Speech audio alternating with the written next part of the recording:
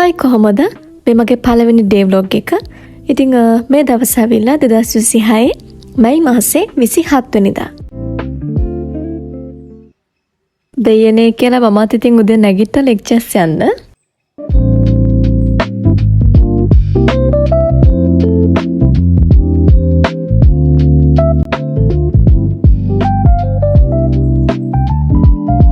ඔන්න ඉතින් මට ඊට පස්සේ දෙහි බීමෙකුත් බොන්න ආසාවක් ආවා.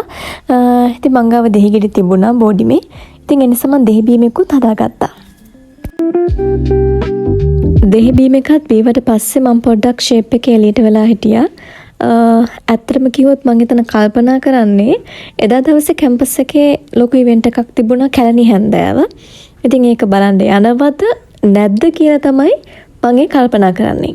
කොහොම හරි අහස පොළව ගැට ගහන්න බරටම කල්පනා කරලා ඔන්න අන්තිමට මං තීරණයකට ආවා මගේ යාළුවෝ කියොත් මමත් යනවා නැත්තම් මමත් එහෙම්ම බෝඩිමට එනවා කියලා. මම කිරි එකක් හදාගත්තා.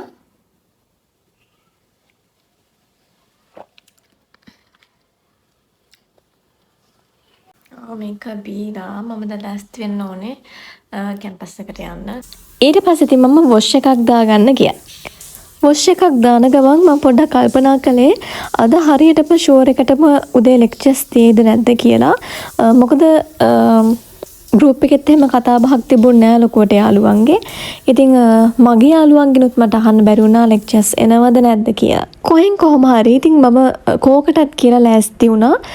මොකද මගේ බෝඩිම තියෙන තැන ඉඳන් කැම්පස් එකට පොඩ්ඩක් දුරයි. එදා දවසේ ඉතින් අර ඉවෙන්ට් එකක් තියෙන නිසා සහල් වඳුමක් අඳන් යන එක හොඳයි කියලා හිතලා මම කලිසමකුයි ටී-ෂර්ට් එකකුයි තමයි අඳන් ගියේ. ඔන්න ඉතින් මම මගේ බෑග් එකත් ලෑස්ති කරගත්තා.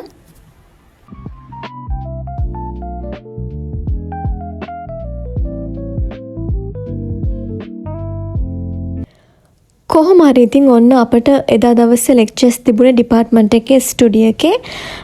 ඉතින් මේ ඉන්නේ අපේ පන්තින දැරිවියෝ ටික.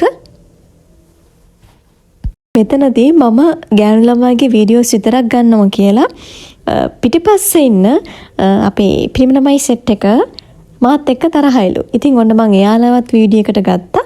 ඔය ඉතින් එක එක විහිළු කරනවා නිපුන් චාරුකායි එකතු වෙලා. මට අමතකුණා තව අපේ නිම්සරත් ඉන්නවා රවිජත් ඉන්නවා එහා පැත්තෙන්. ඔන්න ඉතින් ඊට පස්සේ අපි හැමෝම කතා වෙලා එදා දවසේ කැලණි හැන්දෑව බලන්න යන්න තීරණය කළා.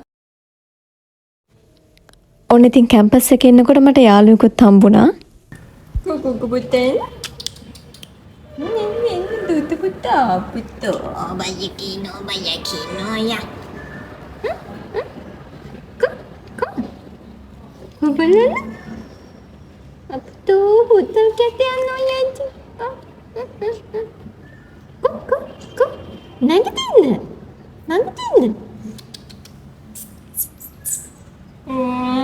Apa tu?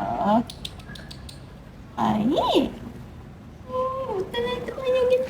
Hutan kita banyak gini cinggu. Ada itu. Tuh banyak.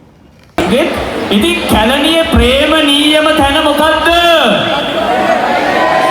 හරියටම හරි. තවට සද්දෙක් කියමු මම දන්න කැලණි ප්‍රේක්ෂකාගාරේ මීට වඩා සද්දයි. කැලණියේ ප්‍රේමනීයම තැන